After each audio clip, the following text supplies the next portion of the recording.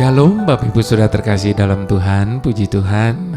Senang sekali saya bisa menjumpai Bapak Ibu Saudara dimanapun Bapak Ibu Saudara berada lewat konten indah bersamamu di dalam YouTube channel pribadi saya, yaitu Jeffrey Chandra Channel.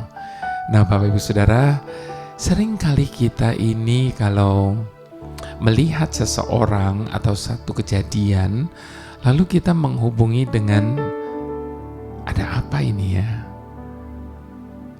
Salah apa ya? Seringkali kita menghubungkan itu dengan hukuman. Jadi kayaknya kalau ada sesuatu terjadi dalam diri seseorang atau bahkan diri kita sendiri, kita merasa bahwa ini pasti ada yang salah. Ini pasti Tuhan sedang menegur atau Tuhan sedang marah ini. Nah, Bapak Ibu Saudara, padahal tidak selalu harus seperti itu. Kalau hal seperti itu terjadi, lalu kita mau bilang apa tentang Ayub? Dia orang yang saleh, dia orang yang takut akan Tuhan. Dia dibanggakan oleh Allah loh. Tapi apa yang dia alami? Saya percaya tidak ada satu orang pun di antara kita yang pernah mengalami penderitaan sedahsyat yang Ayub alami. Nah, tema saya kali ini dosa siapa? Tentu Bapak Ibu sudah tahu ceritanya yang ada di dalam Alkitab. Kemudian ada satu pertanyaan, ini dosa siapa? Nah, sebelum saya lebih lanjut membahas mengenai hal ini, mari kita satu hati kita berdoa. Bapa pengasih dan penyayang, kasih-Mu yang besar membuat Engkau tidak pernah berniat untuk menyakiti kami. Cinta-Mu yang tidak ada batasnya membuat Engkau tidak akan pernah melakukan sesuatu yang merugikan kami. Tuhan, ajar kami untuk melihat segala sesuatu dalam hidup ini sebagai suatu proses. Dan ketika proses itu terjadi dalam hidup kami percaya ujung-ujungnya pasti akan mendatangkan kebaikan bagi setiap kami. Ada maksud dan tujuan Tuhan di balik segala sesuatu yang Kau izinkan terjadi dalam hidup kami. Terima kasih Tuhan, ajar kami untuk kami boleh memahami apa yang Kau inginkan, sekalipun kami tahu bahwa kami tidak akan pernah mampu untuk memahami jalan-jalan. Tetapi bantu kami untuk apapun kondisi dan situasinya, tetap mau percaya bahwa rancangan-Mu atas hidup kami adalah rancangan damai sejahtera. Terpujilah nama-Mu Bapa, haleluya. Sertai kami dalam renungan singkat ini, dalam nama Yesus, amin. Kita buka Yohanes 9, cerita di mana pertanyaan ini muncul. Yohanes 9, ayat yang pertama sampai ke-12 saja, nanti sampai 41-nya Bapak Ibu Saudara baca sendiri. Judul dari perikop ini, orang yang buta sejak lahirnya. Waktu Yesus sedang lewat, ia melihat seorang yang buta sejak lahirnya. Murid-muridnya bertanya kepadanya, "Rabi, siapakah yang berbuat dosa? Orang ini sendiri atau orang tuanya? Sehingga ia dilahirkan buta." Jawab Yesus, "Bukan dia, dan bukan juga orang tuanya, tetapi karena pekerjaan-pekerjaan Allah harus dinyatakan di dalam Dia. Kita harus mengerjakan pekerjaan Dia yang mengutus aku selama masih siang, karena akan datang malam di mana tidak ada seorang pun yang dapat bekerja. Selama aku di dalam dunia, akulah terang dunia." Setelah itu ia mengatakan semuanya. Setelah ia mengatakan semuanya itu, ia meludah ke tanah dan mengaduk ludahnya itu dengan tanah, lalu mengoleskannya pada mata orang buta tadi, dan berkata kepadanya, "Pergilah, basuhlah dirimu dalam kolam Siloam." Siloam artinya yang diutus. Maka pergilah orang itu, ia membasuh dirinya, lalu kembali dengan matanya sudah melek. Tetapi tetangga-tetangganya dan mereka yang dahulu mengenalnya sebagai pengemis berkata, "Bukankah dia ini yang selalu mengemis?" Ada yang berkata, "Benar, dialah ini." Ada pula yang berkata, "Bukan, tetapi ia serupa dengan dia." Orang itu sendiri berkata, "Benar, akulah itu." Kata mereka kepadanya, "Bagaimana matamu menjadi melek?" Jawabnya, orang yang disebut Yesus itu mengaduk tanah, mengoleskannya pada mataku dan berkata kepadaku, "Pergilah ke Siloam dan basuhlah dirimu." Lalu aku pergi, dan setelah aku membasuh diriku, aku dapat melihat. Lalu mereka berkata kepadanya, "Di manakah dia?" Jawabnya, "Aku tidak tahu." Menarik sekali Bapak Ibu Saudara pertanyaan dari murid-murid Yesus. Di dalam ayat yang kedua dan ketiga dikatakan murid-muridnya bertanya kepadanya, "Rabi, siapakah yang berbuat dosa? Orang ini atau orang tuanya? Sehingga ia dilahirkan buta." Jawab Yesus, "Bukan dia dan bukan juga orang tuanya, tetapi supaya pekerjaan-pekerjaan Allah dinyatakan di dalam dia." Nah, sekali lagi saya mau katakan Bapak Ibu Saudara, jika kita ditimpa kemalangan, maka dapat dipastikan setiap kita akan cenderung bertanya, "Mengapa saya harus mengalami semua penderitaan ini? Mengapa bukan orang lain yang telah berbuat jahat dalam hidupnya?" Atau mungkin juga kita bertanya-tanya, mengapa orang lain yang berdosa, lalu mengapa harus saya yang menanggung akibatnya? Pertanyaan-pertanyaan yang tidak terjawab ini, Bapak Ibu Saudara, seringkali berpotensi membuat kita semakin terpuruk dalam kesedihan dan mengobarkan kemarahan kita kepada Tuhan. Karena merasa Tuhan sedang tidak berlaku adil atau sedang menghukum kita dengan begitu berat.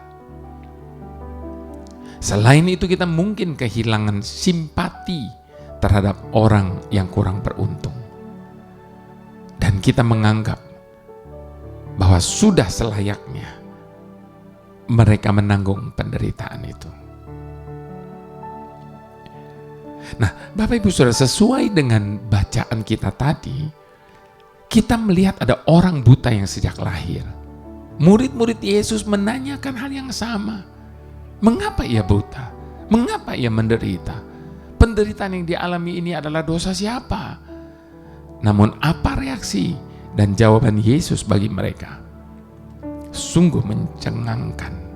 Sebab Yesus berkata, penderitaan orang buta tersebut bukan dikarenakan oleh dosa siapapun. Karena hal itu terjadi disebabkan oleh karena diizinkan Tuhan dengan suatu maksud dan tujuan. Sebab peristiwa selanjutnya, ketika Yesus mencelikan mata orang buta tersebut, menjadi salah satu bukti bahwa Yesus adalah Mesias. Kita bisa baca nanti di ayat ke-32 sampai 33. Sebuah kesaksian yang begitu kuat di tengah tekanan orang Farisi yang membutakan hati dan menolak percaya. Lalu untuk itu, apa kondisi yang harus ada agar pekerjaan Tuhan dinyatakan? Kita tahu jawabnya, orang tersebut harus terlahir buta.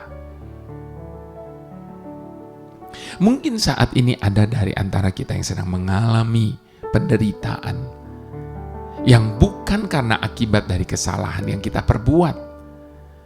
Dan sementara itu, tidak ada satupun mujizat yang terjadi di tengah-tengah penderitaan yang sedang kita alami itu.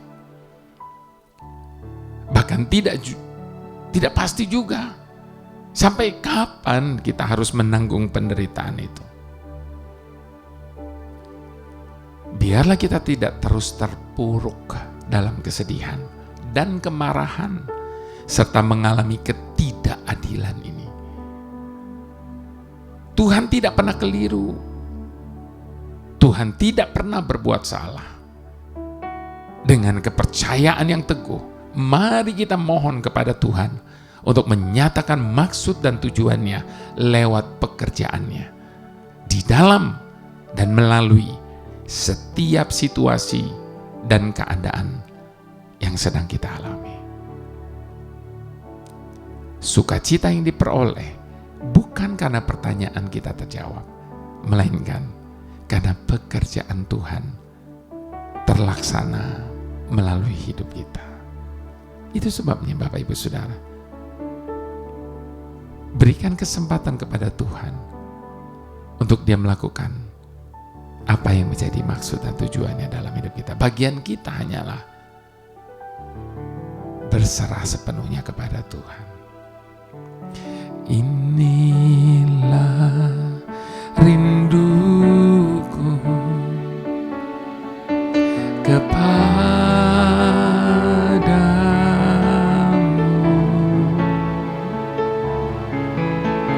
segenap hatiku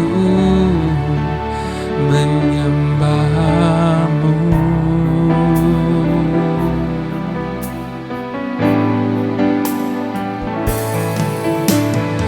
Seluruh hidupku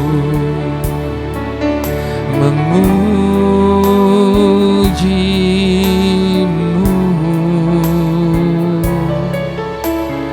ku memujamu,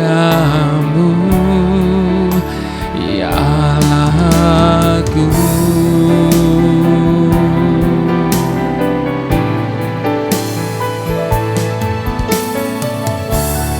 Ku berikan hatiku dan jiwaku, semuanya bagimu di dalam hidupku, di setiap waktu. Nyatakan jalanmu, ku berikan hatiku dan jiwaku, semuanya bagimu di dalam hidupku, di setiap waktu. Nyatakan jalanmu.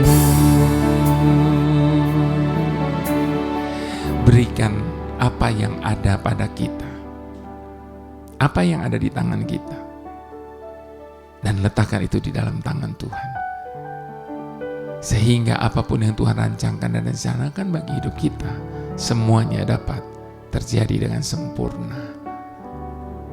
Sebab setiap kita ada di muka bumi ini bukan tanpa alasan. Tuhan pasti punya purpose atas hidup masing-masing kita, memakai hidup kita menjadi alat di tangannya, membawa kemuliaan bagi namanya. Mari sekali lagi di hadapan Dia kita serahkan apa yang ada pada kita. Inilah rinduku kepadamu,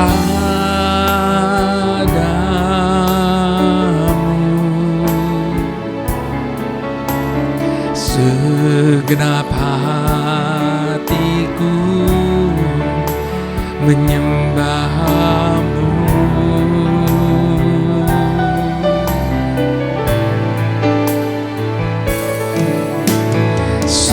Seluruh hidup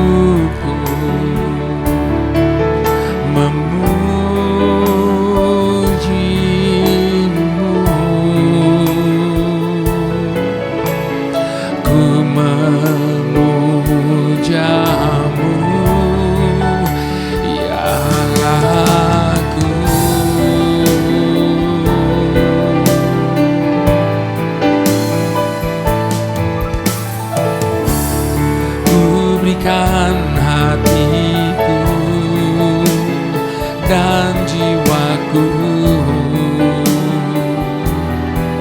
semuanya bagimu di dalam hidupku, di setiap waktu. Nyatakan jalanmu, ku berikan hatiku dan jiwaku, semuanya bagimu di dalam hidupku, di setiap waktu. Nyatakan jalanmu, nyatakan jalanmu, nyatakan jalanmu.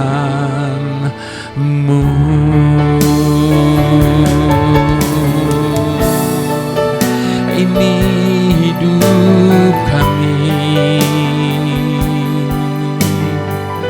ini kehendak kami Tuhan,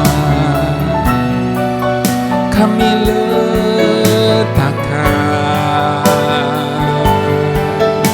di tangan-Mu Tuhan.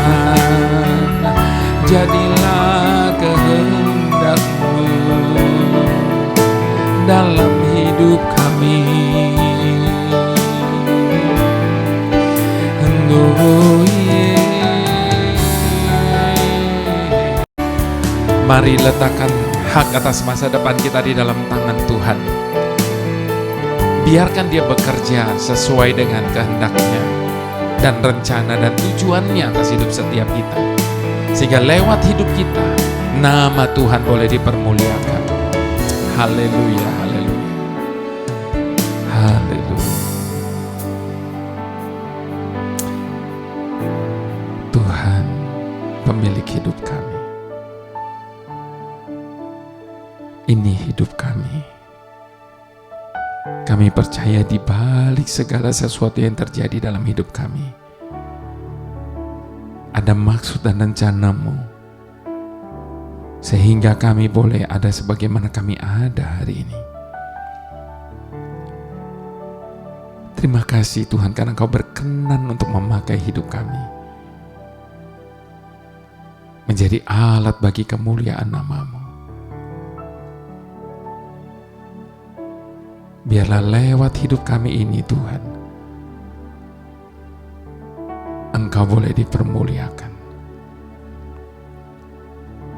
Jadilah pada kami Bapa hanya seperti yang Kau ingini. Pakai hidup kami menjadi hidup yang berarti. Terima kasih Bapa. Di dalam tangan-Mu kami letakkan seluruh hidup, pengharapan, dan kehendak kami. Mari semua kita yang setuju dan percaya sama-sama kita katakan, amin.